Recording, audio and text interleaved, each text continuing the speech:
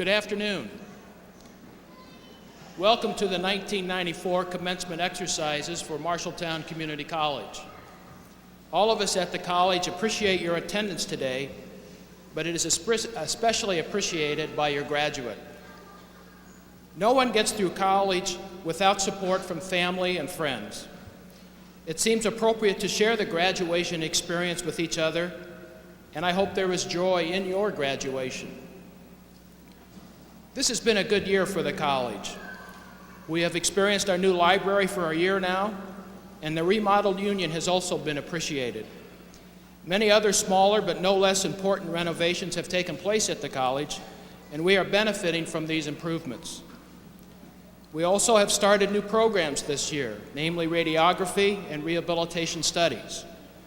The college also became a host site for the Staff Development Center for Head Start, and our Youth for Understanding Exchange program was begun.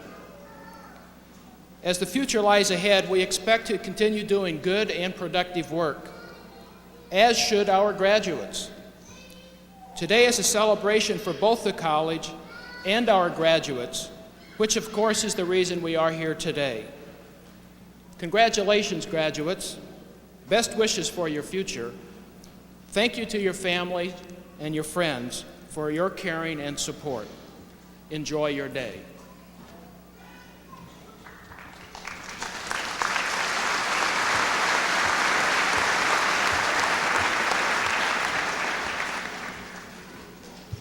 To everyone assembled here today, the MCC faculty extends welcome. This is a very special day for us, and we're glad to have you here with us. Imagine, if you will, what it would be like on your job if once a year the very best of your accomplishments were gathered together and paraded past a large audience. That gives you a sense of what this ceremony means to us. That summer vacation starts afterwards is also a nice job perk. Graduates, the faculty is very proud of you. The word graduated means measured, and you have overcome many obstacles to reach today's ceremony. To all gathered here, the faculty appreciate your efforts, the time and treasure that you have invested in making the class of 1994 possible. If you can judge a tree by its fruit, we have done a fine work. I'm a classroom teacher by profession, and with a crowd this size, it's hard to resist a good, solid 54-minute lecture. As the last MCC professor to get a crack at this class, since there isn't time for a lecture, I'll offer instead this challenge. Members of the MCC class of 1994, as you advance from this point, as the opportunity presents itself, use your education to help people.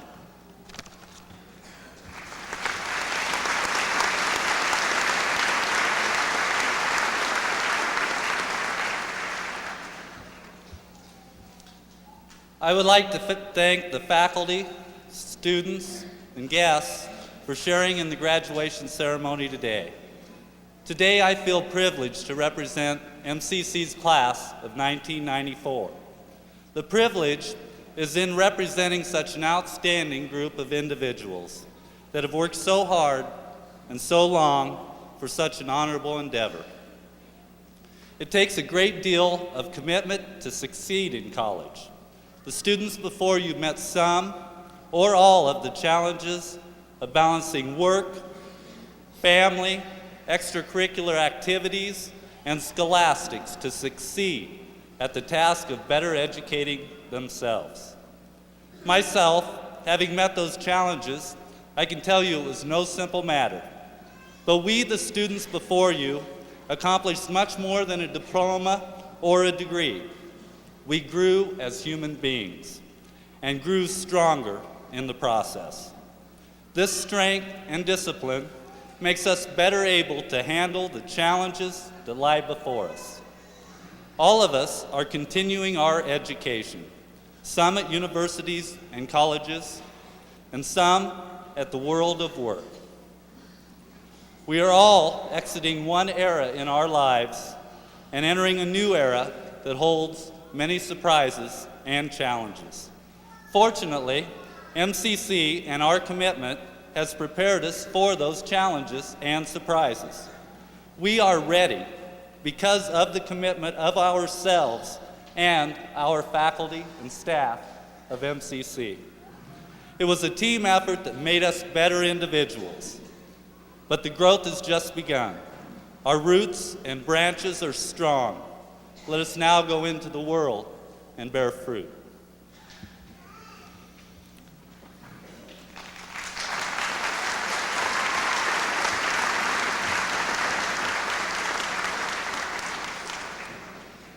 I am honored to introduce to you as our keynote speaker a lady that I have been privileged to hear on more than one occasion. She is an author, playwright, inventor, trainer, consultant, speaker, and so many more things that she wouldn't have time to speak if I were to mention them all. She is one of the most humorous and entertaining speakers I have ever had the pleasure to not nod off from. May I introduce to you the fabulous, energetic, and inspirational Karen Kohlberg. Thank you.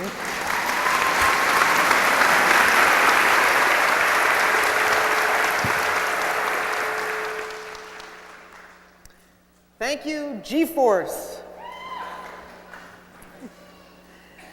Khalil Gibran said, "In truth, we talk only to ourselves, but sometimes we talk loud enough that others may hear us. For me, this is one of those very special times. And what a great time, and what a great honor it is to be here this afternoon to share your triumph with you. This moment is a moment of celebration. This moment is a moment of jubilation. This moment is a moment that must be savored, which must be stored in every single cell of your body, so that you can bring it forth at will whenever you need to remember the sweetness and the power of realizing a dream. You must anchor this moment in your cellular memory to remember that those who chase dreams are the most likely to catch them. This moment calls for a kinesthetic gesture of triumph, a salute to the self, a physical acknowledgement of your discipline, of your drive, of your humor, of your dedication to getting things done. And this physical gesture you've probably seen before. It looks a lot like this. Yeah! Right? So, this is your moment to celebrate. So what I want you to do is I want you to all stand up for me, if you will. And we're going to do this gesture of triumph on the count of 3 with all the power you can muster. Are you ready? All right. 1, 2, 3. Yeah! Now, wait a minute. It was good, but not quite as powerful as I know you can crank out on the count of 3. Reach into the air, bring it down to yourselves, a gesture of total triumph. 1, 2, 3. Yeah! There we go.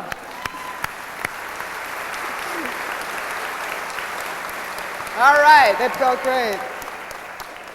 Now, one thing I'm sure of is that you will have other successes and you will have other triumphs.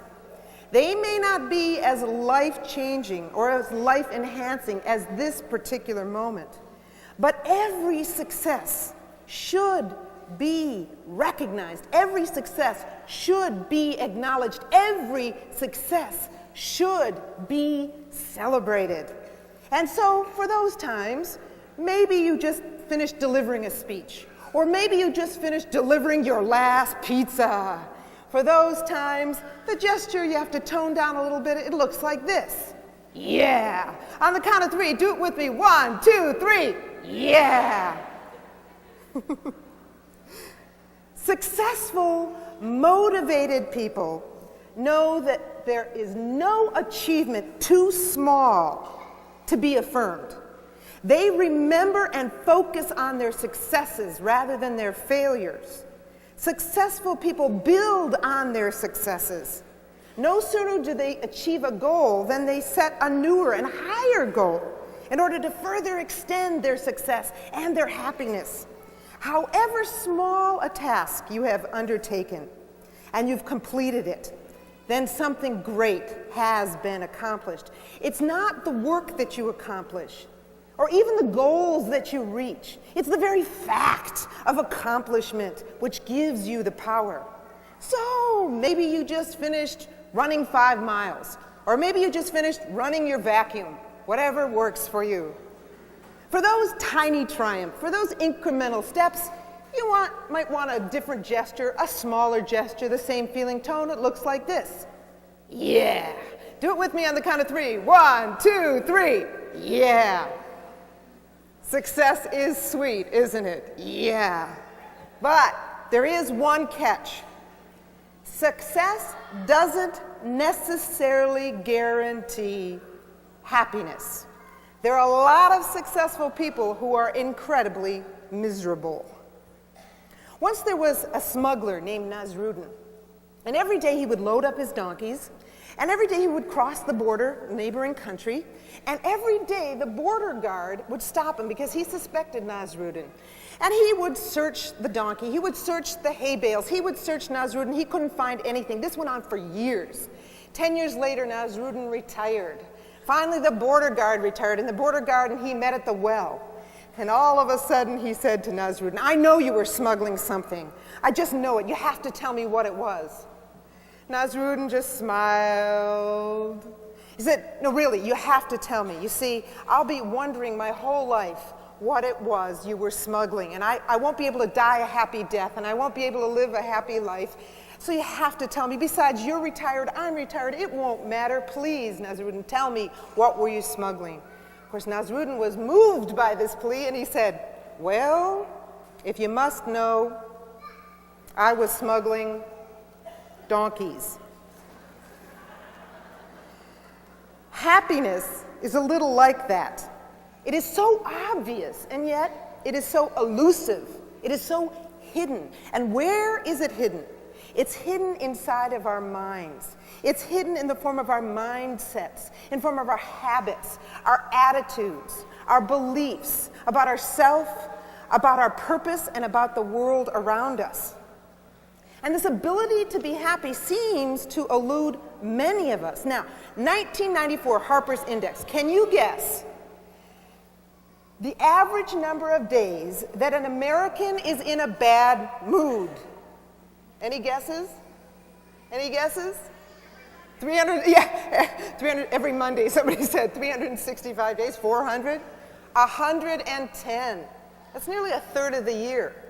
What about the percentage of Americans that are in a good mood every day? Can you guess that percentage? 2%. That means that only 2% have found the secret to being both successful and happy. So to uncover this secret of happiness, let me ask you one question. Where are you?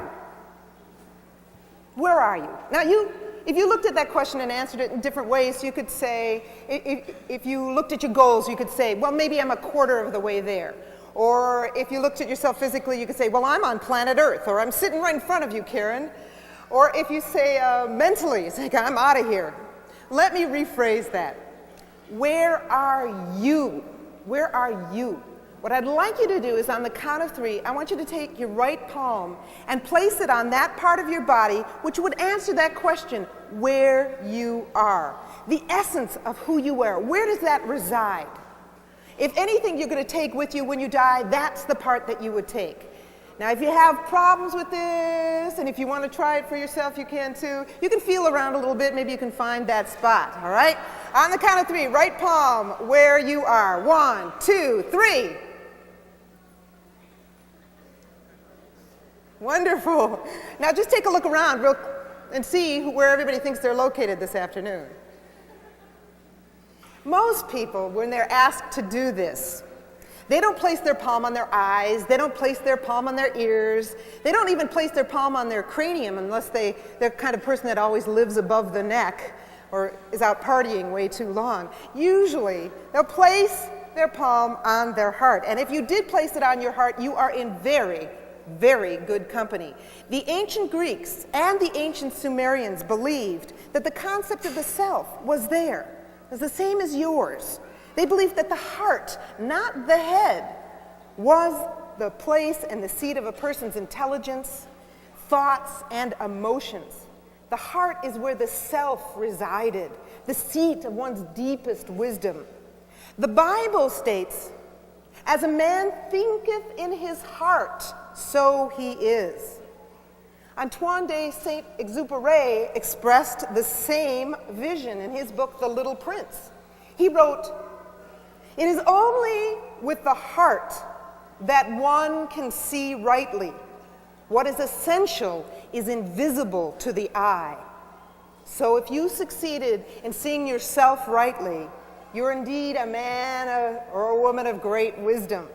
So, what's your definition of success? If you're going to be a lawyer, maybe you say, well, it's to win litigations for my clients. Or if you're an entrepreneur, you would say something like to create new companies. Or if you're a parent, it's to raise responsible children. Or if you're a student, to say, I want to gain knowledge, I want to gain confidence, I want to explore my talents, I want to endure, I want to improve my position in life. Well, I'd like to share just a couple other ideas of success for you to think about. Richard Chavez, who is the president of one of the country's largest institutions for the handicapped and disadvantaged, says, success is defined in different ways. Some see it as money, power, fame, but it's also the concept of reaching down. Reaching down, being able to reach down to help your fellow man.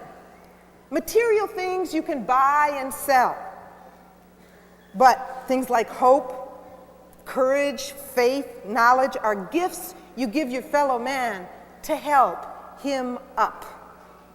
For Richard, success then means helping others. He would live by the adage that you make a living by what you receive, but you make a life by what you give.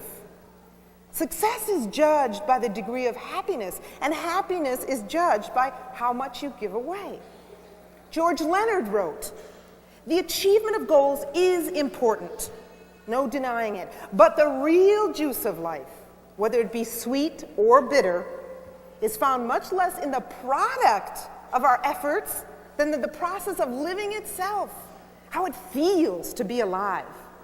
Now, you might have heard this from Ralph Waldo Emerson. He says success is to laugh often and much, to win the respect of intelligent people and affection of children, to earn the appreciation of honest critics and endure the betrayal of false friends, to appreciate beauty, to find the best in others, to leave the world a bit better, whether by a healthy child, a garden patch, or a redeemed social condition, to know even one life has breathed easier because you have lived. This is to have succeeded.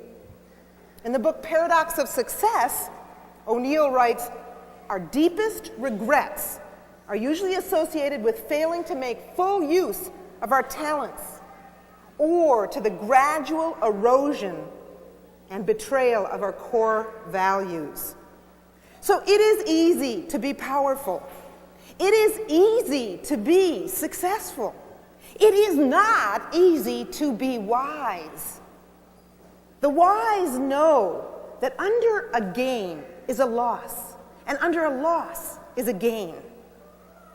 That more that one gives to life, the more life asks of one. Thoreau said, "To affect the quality of the day, this is the highest of arts." The wise understand that one must acquire a balance between power and wisdom, between the intelligence that is housed in the head, that brilliant head of yours, as knowledge, and the intelligence that's housed in your heart as wisdom. So, success is not just setting goals and reaching them. For success to be a milestone rather than a gallstone, it has to be placed in a larger context of meaning. Our deepest concerns are really about our place and our purpose in the world, the significance of our lives, and our personal connection to that force that beats our hearts. Washington Irving said, "Great minds have purpose. Others have wishes." So no matter what work you choose to do after you graduate, realize that your work is more than just your job description.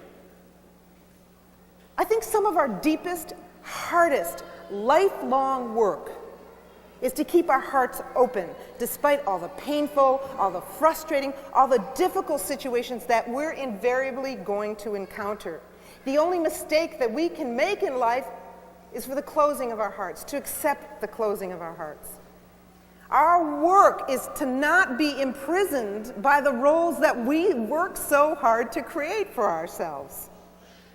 Our work is to encourage and nurture our hearts to grow, to open the eyes of the heart to gather more wisdom, so that happiness can go along with our successes. Work, it's been said, is love made visible. Now, when a plant is growing and you don't repot it, guess what happens? It withers and it dies, absolutely. Engineers know if they don't periodically check bridges for hairline fractures, that eventually the stress is going to get so that the bridge will collapse. How many of you have ever run out of gas in your car? What were you thinking? Were you thinking, I can go 1 more mile on empty, right? Or maybe you just weren't paying attention, or maybe your gas gauge was broken. Well, the heart is like that. Occasionally, the heart needs to be repotted. Occasionally, we do have to check for hairline fractures. You see, these fractures are an indication of the deterioration and the eventual collapse of our physical hearts. Now, one of the most interesting statistics that I came across in medicine was this. Heart attacks are more common on Mondays than any other day of the week, when people have to face returning to work after a weekend. So if somebody said, let's go out and get fractured, they probably already are. We need to refuel our hearts. If we don't refuel our hearts, what happens is we end up depleted, jaded, cynical, weary, dull, and spent. We lose heart. We lose hope. We lose sight that our lives are important, that we can make a difference, that we're not just human beings, we are actually human becomings. So if perseverance is one of those qualities, those keys to success, then balance is the key to happiness. It's critical to not only increase our mental capacities, learning figures, facts, and forms, but also to cultivate the heart qualities, intuition, inspiration, revelation. Those qualities that are invisible to the eye. A great sage once said, if you go to the ocean with a little cup, what you come back with is a little bit of water. If you go with a larger container, you come back with more water. If you go with a bucket, you come back with even more. So what is that bucket? What is that ocean? Well, the bucket is your heart. And that ocean is that unnameable mystery. You see, your heart goes to that unnameable mystery and brings back faith, brings back beauty, brings back love, brings back peace, brings back contentment, compassion. It brings back that happiness. Those are the heart qualities. So a goal to keep in mind is to find ways to override that impulse to close up. It seems as if that's what we're here to learn, by communicating honestly to ourselves first, and then as we cultivate this deeper wisdom about ourselves, knowing ourselves deeply, then we can share what we know about ourselves with others who are open to hear what we have to say. But this takes practice. It's not easy. How many of you play an instrument? Anybody? Let's just see hands. How many play an instrument? Several of you do. Now, when you played a wrong note the first time, did you drop your instrument and say, forget it, I quit? No. How many of you are knitters? Some of you knit. When you drop a stitch, do you go, oh, I just don't have it in me? Or if you're raising children and you make a mistake, you go, that's it, I quit. I'm out of here. Of course not. You persevere. Things that are important to you, you persevere. We keep going. We try again and again. Now, what happens when we get angry? When we get angry, maybe somebody makes us very, very testy, very angry, and then we feel very wronged.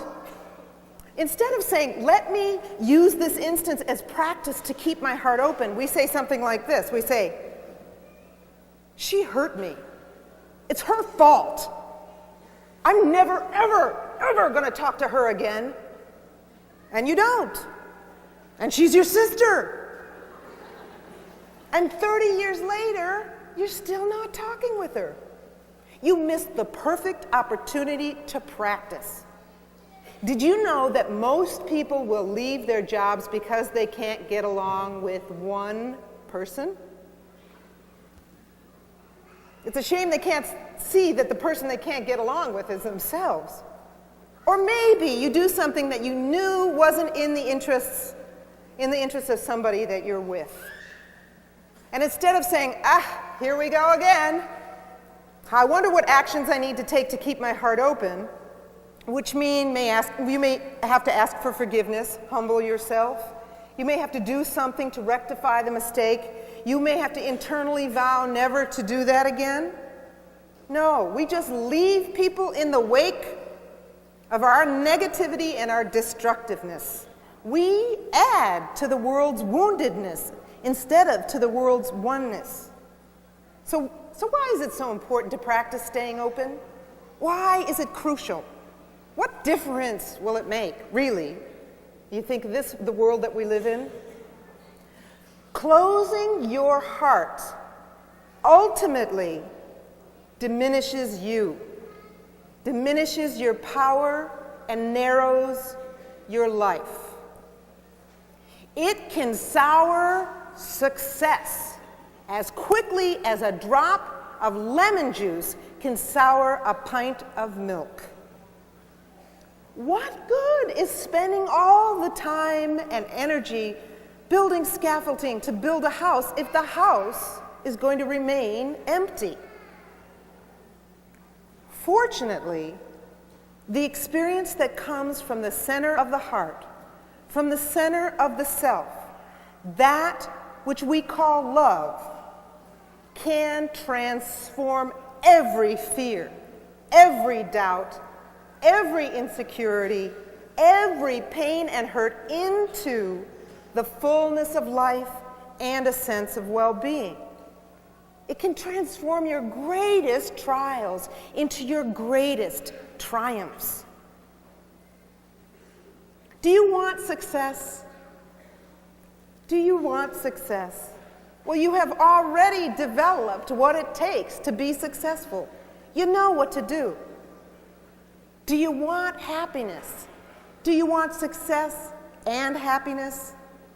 Do you want to be part of that 2% that are happy every day? Then you must give to others what you want to receive. Dare to be kind. Dare to be generous.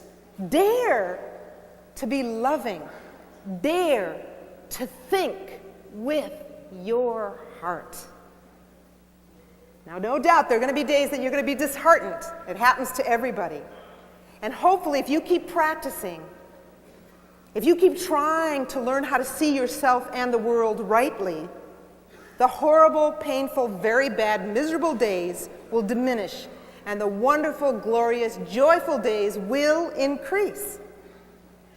And what I'd like to do to kinesthetically anchor not only the feeling of triumph, but this feeling of openness in the bodies, is I'd like to play a song for you.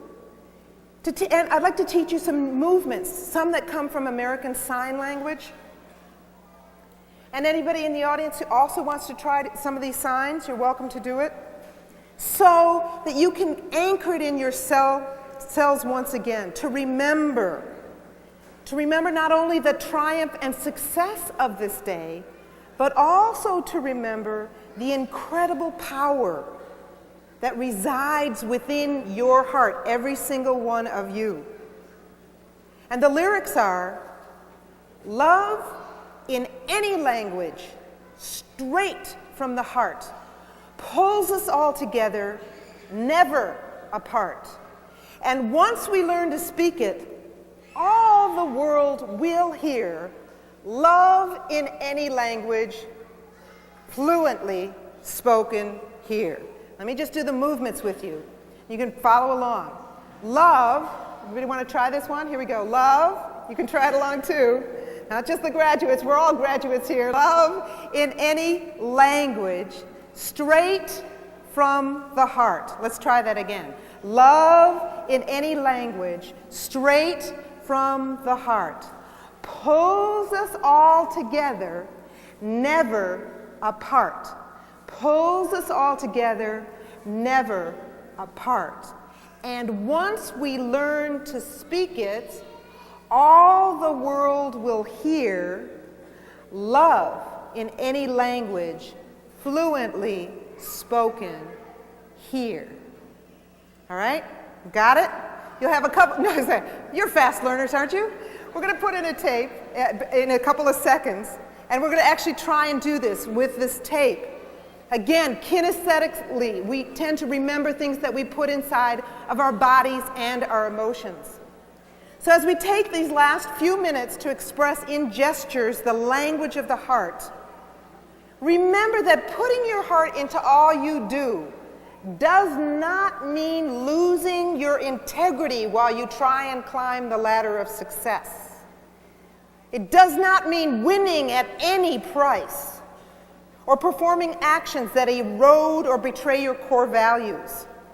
Putting your heart into all you do means listening to its promptings, acting on its urges, valuing its wisdom, knowing that that's where you reside.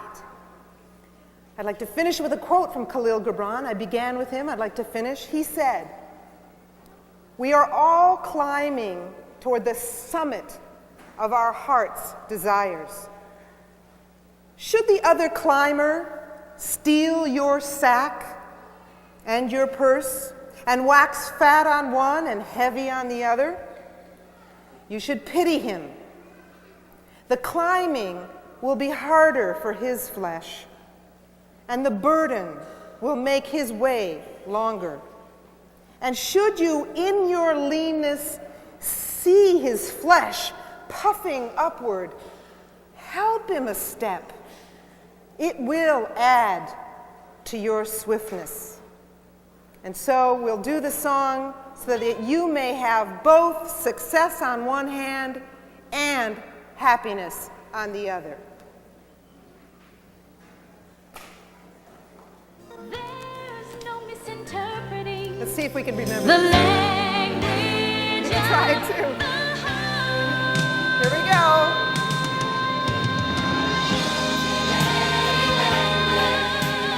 Straight from the heart, pulls us all together, never apart. And once we learn to speak it, all the world will hear. Love in any language, fluently spoken here. Try it again. Love in any language, straight from the heart, pulls us all together, never apart. Once we learn to speak it, all the world will hear. Love in any language, fluently spoken here. Love in any language, straight from the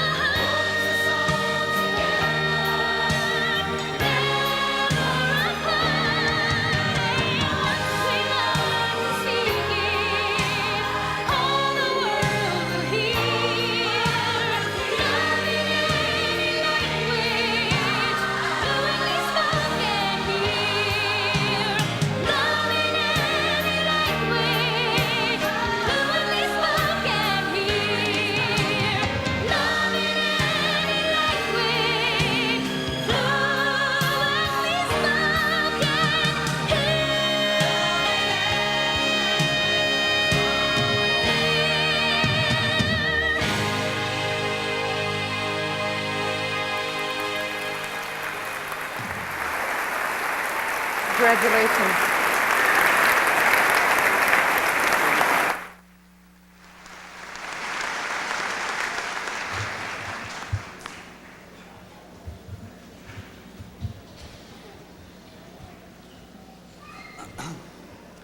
One of the greatest pleasures I have ever experienced as president of the Student Senate is happening at this very moment.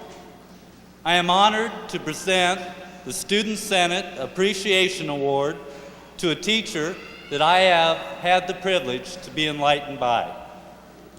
This person has been very giving and selfless at MCC. Not only has he fulfilled his teaching commitments with excellence, but he also has given much of his free time and expertise to this school and the community. I cannot think of one person on this campus that is more deserving of this recognition. Thank you so much for all you have done. Let's give a big hand to Mr. Max Weesey. Would you come up here, please?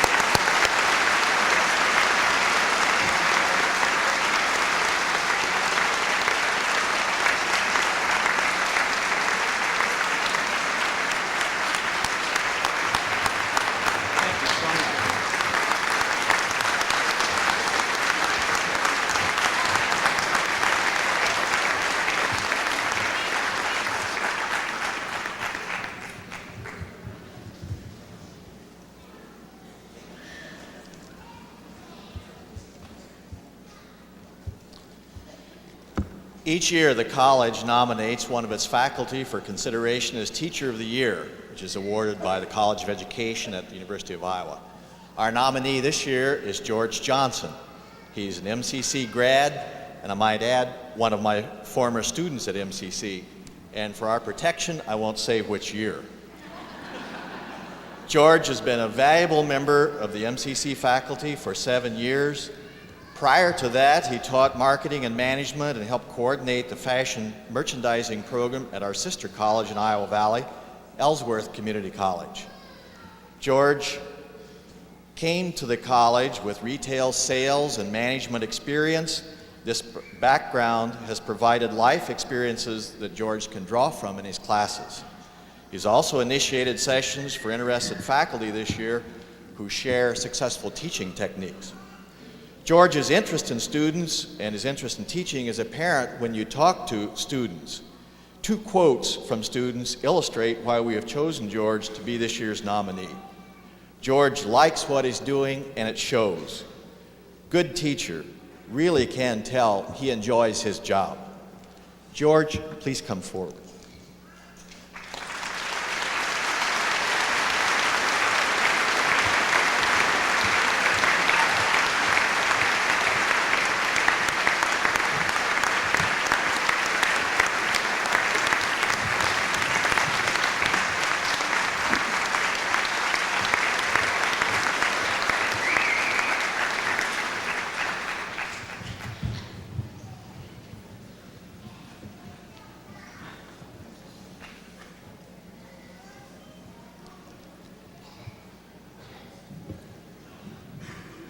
The Outstanding Service Award is given to a current employee of the college to recognize him or her for contributions to the college or their division and promotion of the image of the college to the greater community. Selection of a fellow employee is not an easy task, and sometimes colleagues are the most severe critics. In the end, the recipient has to have gone beyond expected duties to be recognized, and this year our recipient certainly has done that. The recipient this year is Charlie Cochran.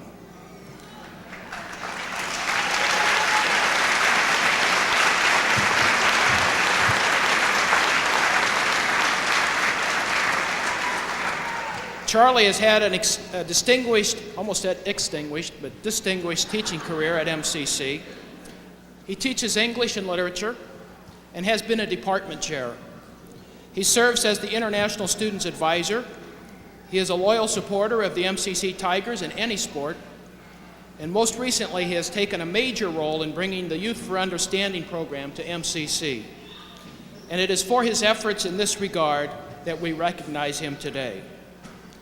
The Youth for Understanding program hosts international students for a year. And Charlie has arranged for homes, planned trips everywhere, nurtured students, conferenced with host parents, and generally done an excellent job in every regard. In 1 year, Charlie has created an exemplary program for YFU's Community College Exchange Program, so much so that he is invited by the national office in Washington, D.C. to participate in some international activities. But most importantly, he has endeared himself with his commitment to the YFU students. Listen to what they say about him. He is like a father and keeps our group together. Charlie is great. We have fun with him. Charlie, the best man on campus, the master of tours, the best Santa Claus ever, the master of apple cake. Now, of course, some of these comments are inside jokes, but they do demonstrate the love students have for Charlie Cochran. Our award is our way of saying thank you. We appreciate what you have done to make MCC better. Now, unfortunately, Charlie's not here today. And the reason he's not is he has a son graduating at this very moment from the University of Northern Iowa. And so we well understand where he is and why he's there. In the meantime, let's give a big round of applause in absentia to Charlie Cochran.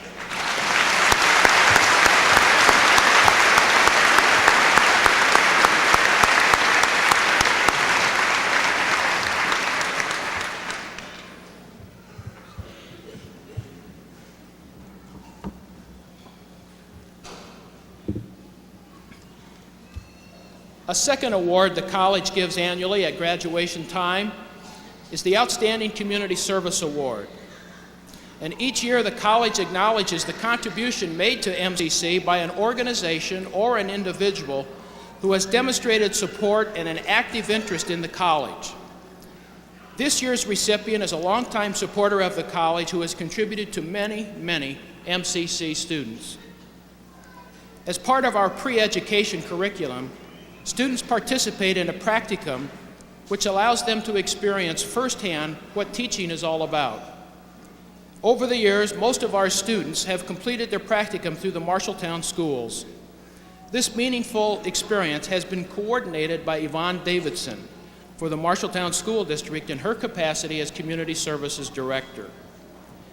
We are grateful for Mrs. Davidson's service to MCC as she takes the time to interview our students, to ascertain their interests, and then match them with an appropriate practicum experience. We don't know for sure how many students she has placed for the college, but it is a multitude, and has been instrumental in many becoming teachers for their chosen career. Please help me congratulate Yvonne Davidson, and would you please come forward?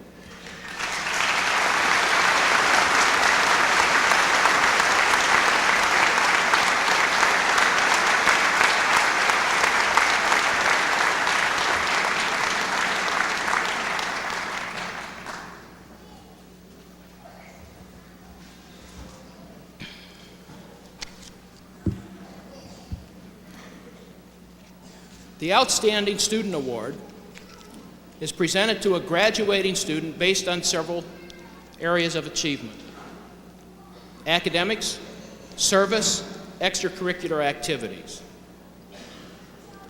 The 1994 recipient has distinguished himself in all areas, and we are pleased to recognize Gerald Haynes.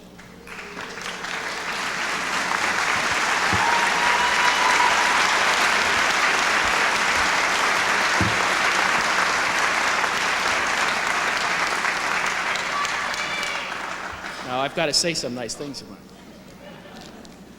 Gerald is what we call a non-traditional student. That is, he doesn't fit the mold of an 18 to 20-year-old. But he typifies what the American community college student who, after several years following high school, finds himself in need of more education or retraining. Gerald has distinguished himself as a student and as a student leader, serving this past year as president of the Student Senate, and before that as vice president and as a senator. Additionally, he has been extraordinarily active on the newspaper. In his leadership role, he has represented the student body to the faculty senate, has been an effective liaison between the student senate and the college administration. He has always been positive in his presentation, an excellent spokesman for students, and concerned with doing right and what's in the best interest of the college. We are pleased to recognize Gerald for his service to the college, and as he told me right before the ceremony, he does now have a full-time job. So congratulations.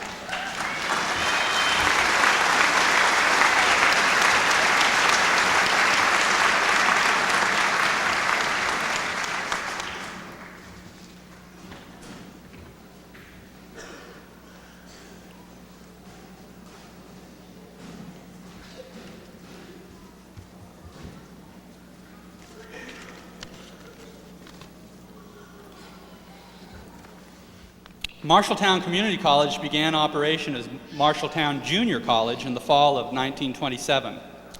Among that very first class of students, Maxine Ackerman and Lane Demon met for the first time. Lane recalls feeling out of place since he was the only student who was not directly out of high school. After completing a year of studies, Maxine transferred to the local private business college, while Lane stayed with the sophomore class at MJC. That class produced the new college's first 8 graduates, the class of 1929. Lacking one course to complete his degree, Lane Demon was not among them. The Great Depression was well underway that summer, and given an opportunity for full employment, Mr. Demon went to work for a local canning company rather than continuing his college studies.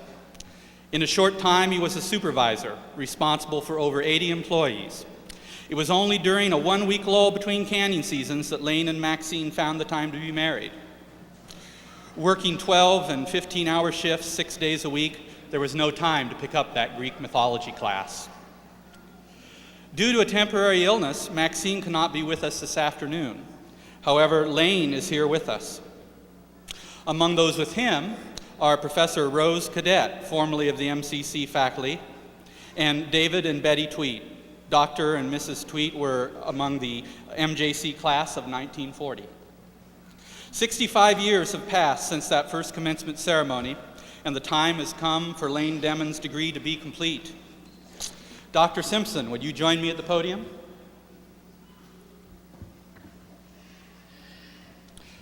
Mr. Demon, would you please come forward?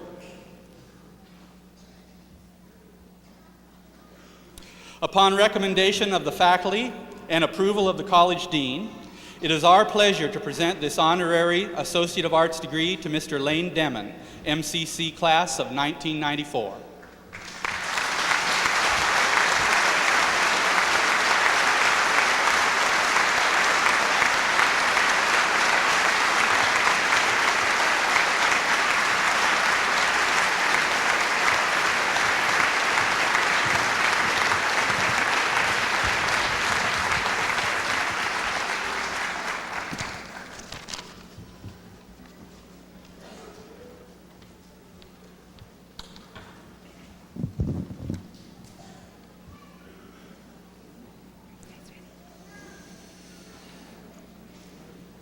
A couple of times you've heard me mention the words Youth for Understanding, or YFU. Let me explain briefly what that is.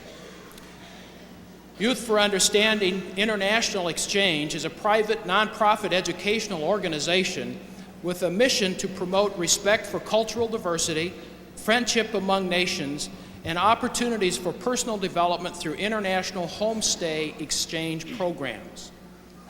Although YFU was established in 1951, the first community college exchange took place as recently as 1991.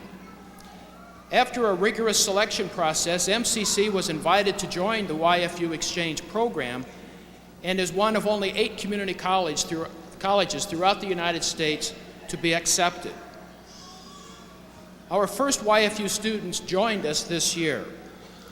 We believe they have fulfilled the purpose of the exchange by participating in a family, the community, and the college, and have gained exposure to new ideas and perspectives, increased their sensitivity to cultural differences and similarities, developed a deepened awareness of shared human values and interests, and of course, vice versa. During the past year, each student has lived with a Marshalltown family. A number of those people are here. I won't identify who they all are, but would you please stand where you're at to be recognized as a host family?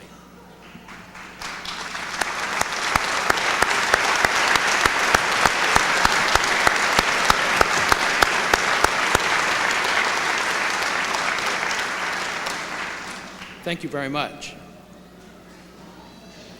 Charlie tells me that we are continuing the program next year, and we are in the process of seeking new host families, so that if you wish to take part in this program, you may get a hold of Mr. Cochran at the college and let him know of your interest. During the past year, the students have not only attended classes at the college and taken part in various activities, such as going to ball games or attending various student dances or parties. They've traveled throughout the country as part of their cultural experiences. They have skied Colorado, toured Washington, D.C., attended a play in Chicago, shopped in Minneapolis. But mostly they've experienced Iowa. They've attended basketball games at the college, become alert to tornado warnings, have fought bitterly cold winter mornings. But most importantly, they've experienced the warmth of an American family. While our students have not earned a degree, we want to recognize them with a certificate proclaiming their participation in the YFU program. As Mrs. Peterson reads your name, will you please come forward to receive your certificate?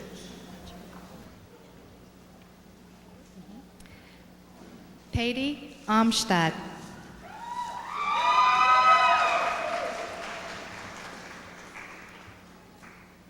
Jürgen Blista.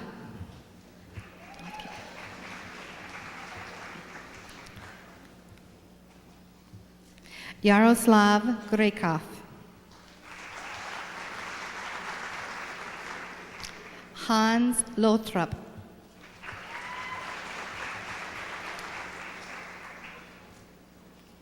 Osa Oloasan.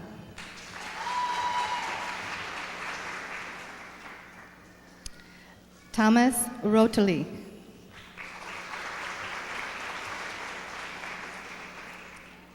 Tina Sorensen.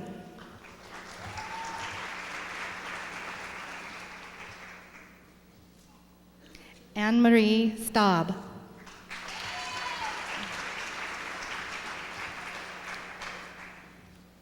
Nanetta J. Van Kanen.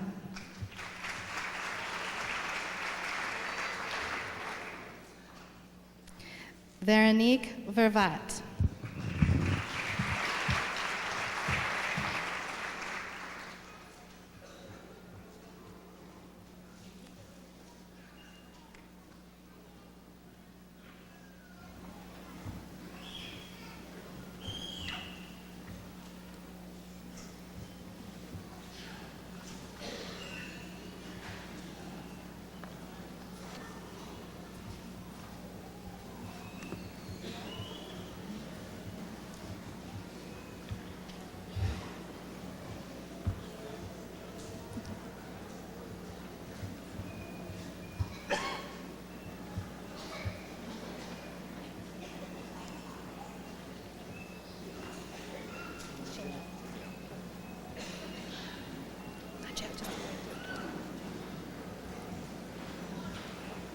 Not yet.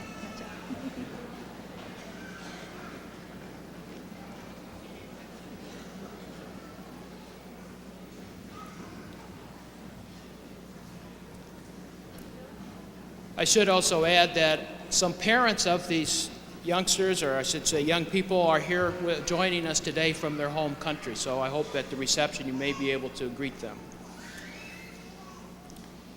Will the candidates for the MCC diplomas, Associate in Science, Associate in Applied Science, or Associate in Arts, please rise. Mr. President, I would like to present to you the candidates for the MCC diploma, or the Associate in Applied Science degree, or the Associate in Science degree, or the Associate in Arts degree. I certify on behalf of the faculty that they have successfully completed the requirements for their respective diplomas or degrees. On the recommendation of the faculty and by the authority vested in me by the state of Iowa and our board of directors, I confer upon each of you the appropriate diploma or degree with all the rights, privileges, and responsibilities pertaining thereto. Congratulations. Please be seated.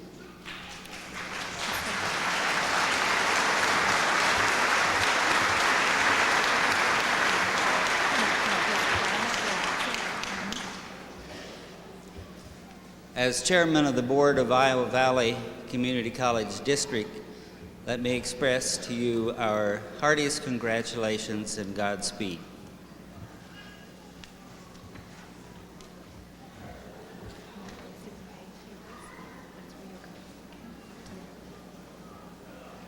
Allison Christine Adair.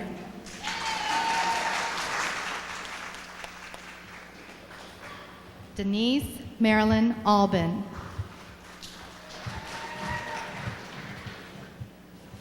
Kelvin Purnell Anderson.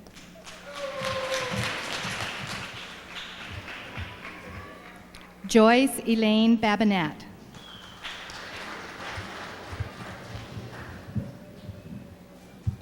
Heather Maria Bear. Michelle Lynn Barr. Timothy Wade Bell.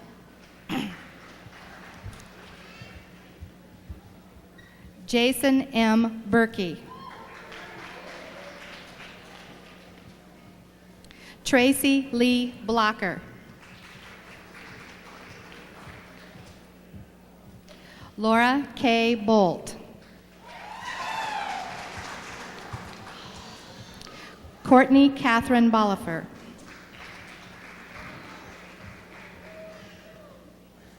Michelle Brannon.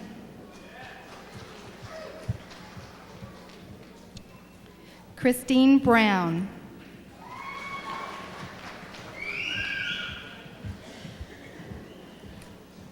Peggy Mathis Brown.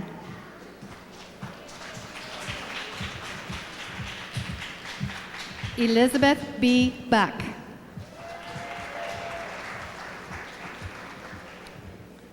Joseph Brian Buffington. Alicia Jean Butler.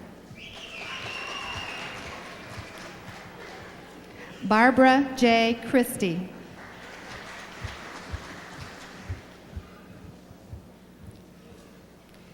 Michelle Colleen Cossins Cole.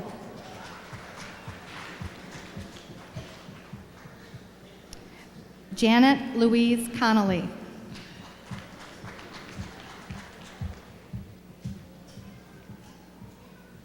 Deborah K. Creason.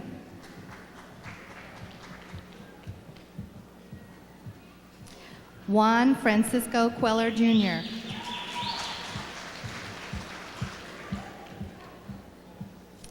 Stephen Michael Dalkey.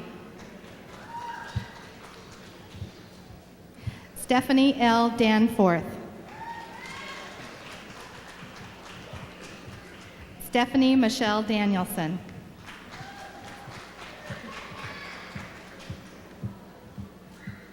Diana May Hainline Davis.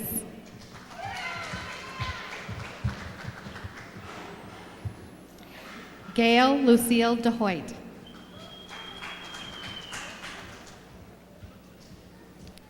Lisa Carol Degner.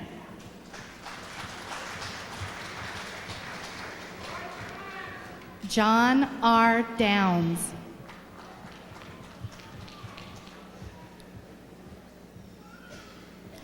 Jennifer L. Drew.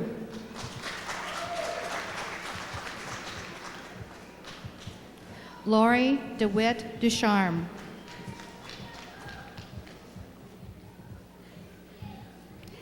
Ellery Jodine Egger. Tracy Joe Eldridge. Cheryl Ann Ernst.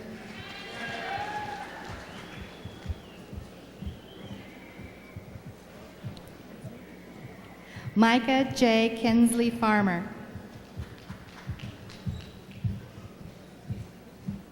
Kelly Ann Fenstermacher.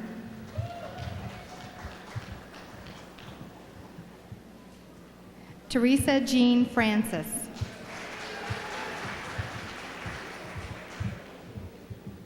Corey Lee Frederick.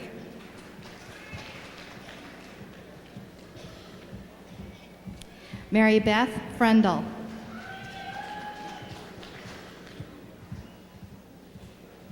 Emi Fujiyama.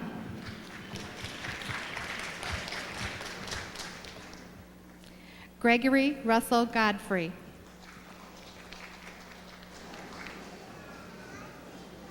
Rick D. Gonzalez.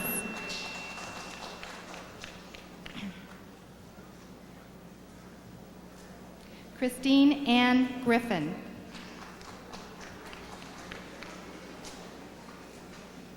Renee Ann Hammer.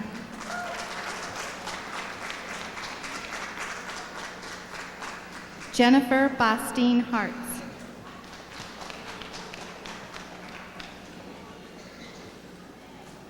Jennifer Ann Hayes. Amanda M. Heath.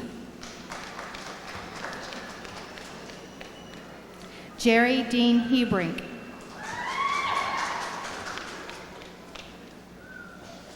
Catherine Ann Heischman.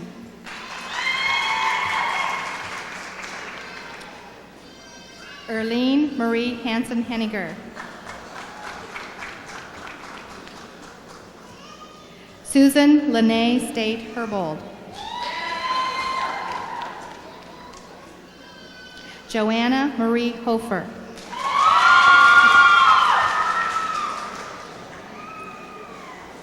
Nidra K. Hoop.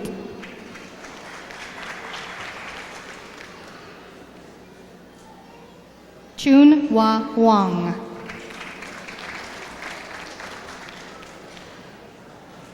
Kathleen Kate Ellen Humbert.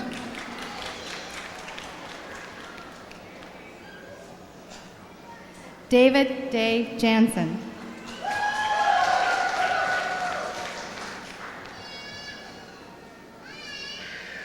Valerie Ann Johnson.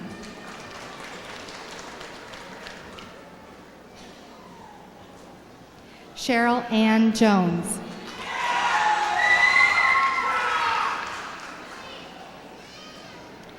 Nicole K. Kalazakis.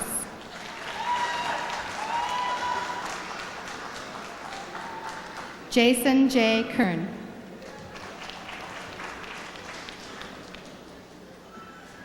Kenneth John King.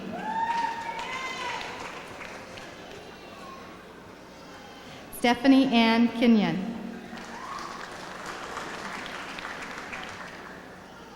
Jason L. Kinney.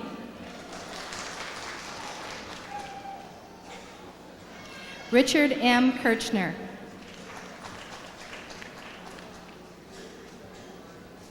Thomas Eldred Knapp.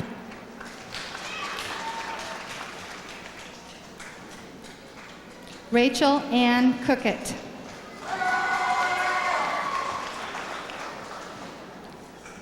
Fauna Lane Kazakowski.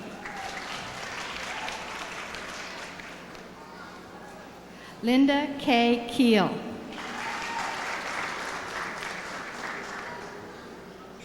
Douglas Michael Kurth.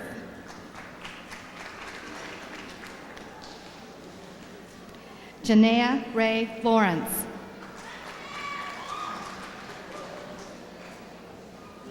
Patricia May Hildreth Lawrence. Noreen K. Leaf.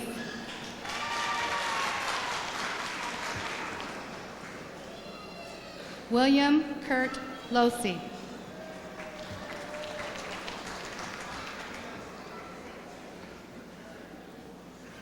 Molly Catherine Mushmam. Becky S. Matthews.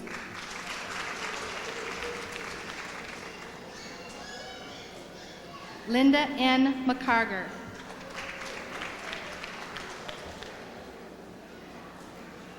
Christine Ann Brimmer McCoy. Deborah Lynn Dolash McLeod.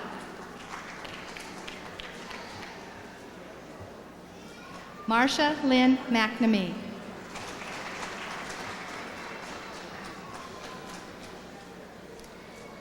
Corina Myra Wanati Minharas.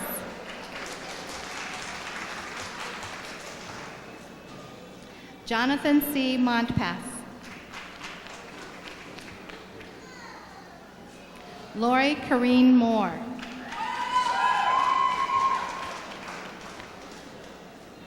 Jennifer Lynn Watros Mormon.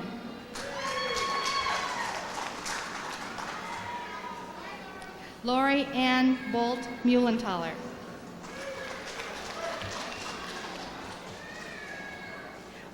Michael Eugene Naylor.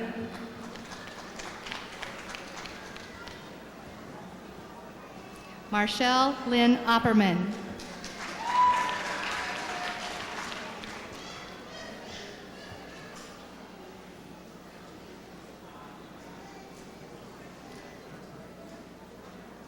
Angela D. Ottley.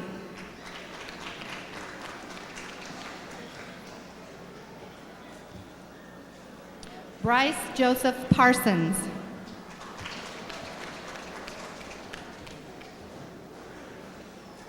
Holly Lee Patava.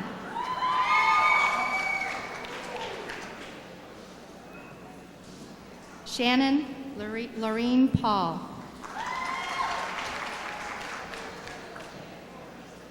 Anne Marie Peets.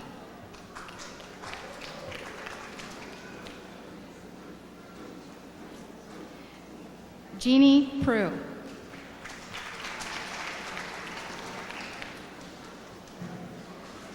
Julie Ann Randall.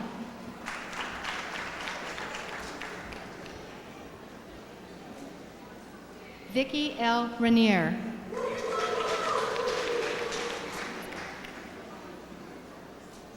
Julia Ann Roth.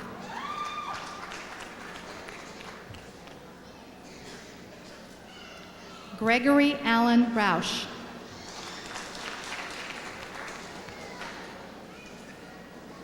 Marilyn Joanne Rubenbauer.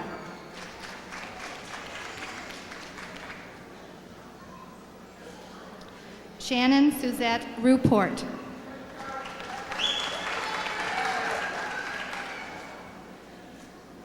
Dana K. Shoppy.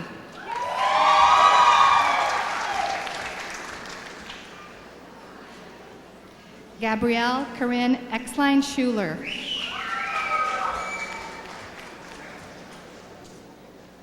Jill Schweiger.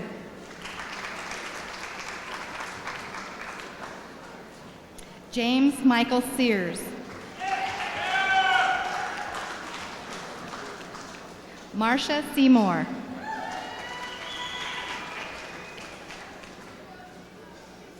Dennis W. Smith. Rebecca Sue Smith.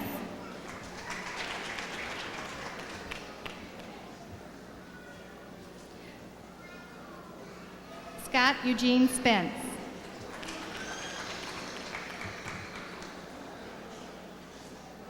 Eric Michael Stabenow.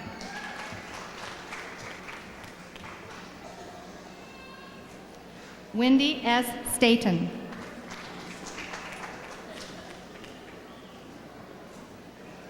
Angela Marie Sukan.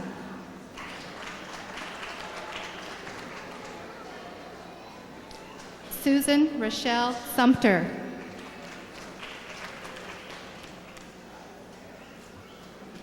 Kenji Tanaka.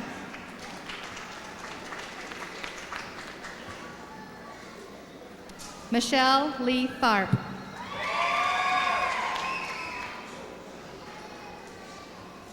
Nicole Lynn Timmerman.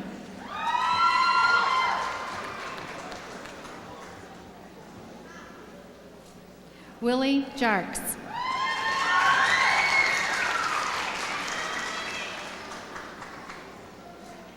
Angela May Tucker.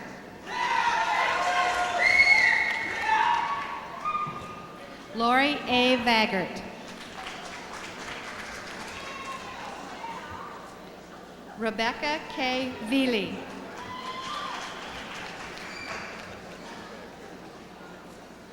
Adam Thomas Wadley.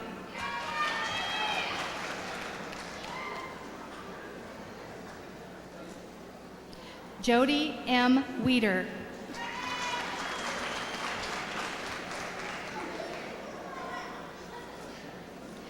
Ellen K. Wilson.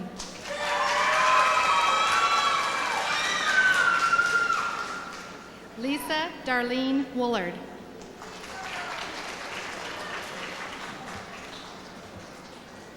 Jessica Faith Wright.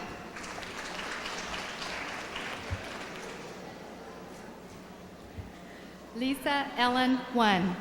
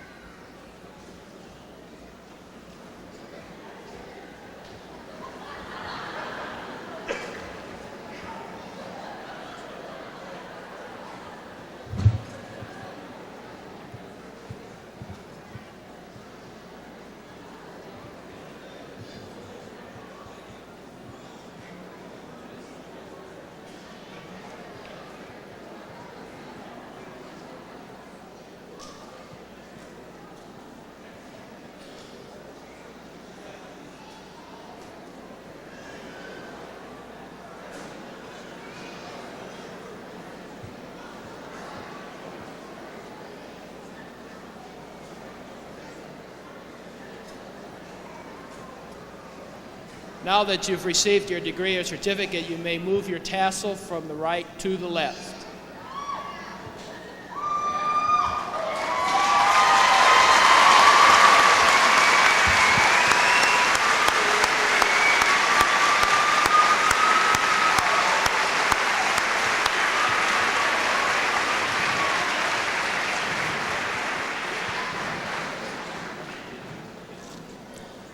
Graduates, before I give you the charge, I have a request of you. Today is appropriately your day. It's a day in which you receive congratulations and applause well deserved. But seated in front of you and seated around you are people who made this day possible. Seated there are faculty, friends, parents, and loved ones. So I would ask you to join me in saluting the faculty and applauding your friends and loved ones and family. So will you join me and give them a round of applause?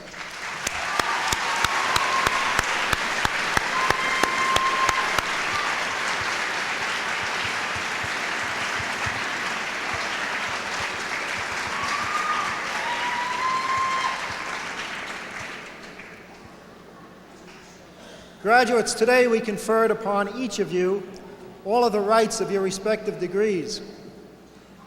Yet few people today bother to emphasize the ancient doctrine that to every right is wedded some duty. For example, if one claims the right to a vacation with pay, then some employer has the duty of sustaining the cost of that pay, and the claimant has the duty of performing the work for which the vacation is a reward. If one claims the right to address a public meeting, one has the duty from inciting to riot, and the organizers of the meeting have the duty of endeavoring to avert the stoning of the speaker if he or she grows boring. If one claims the right to bear arms as expressed in the Second Amendment to the Constitution, he or she must also be prepared to serve in a well-regulated militia, as the Constitution also specifies. In short, the exercise of rights is justified only if the claimant of rights stands ready to fulfill corresponding duties. What then are your corresponding duties which are wedded to the rights you receive today? Well, there lies before you, and indeed there lies before all of us, a vast endeavor to set this country aright, to set this country aright in morals, to set this country aright in politics, aright in economic policy, aright in foreign policy, and aright in education at every level. I repeat to you the charge delivered by Orestes Brownson at Dartmouth College in 1843. In that charge he said, "Ask not what your age wants, but what it needs. Ask not what it will reward, but what, without which it cannot be saved. And that go and do."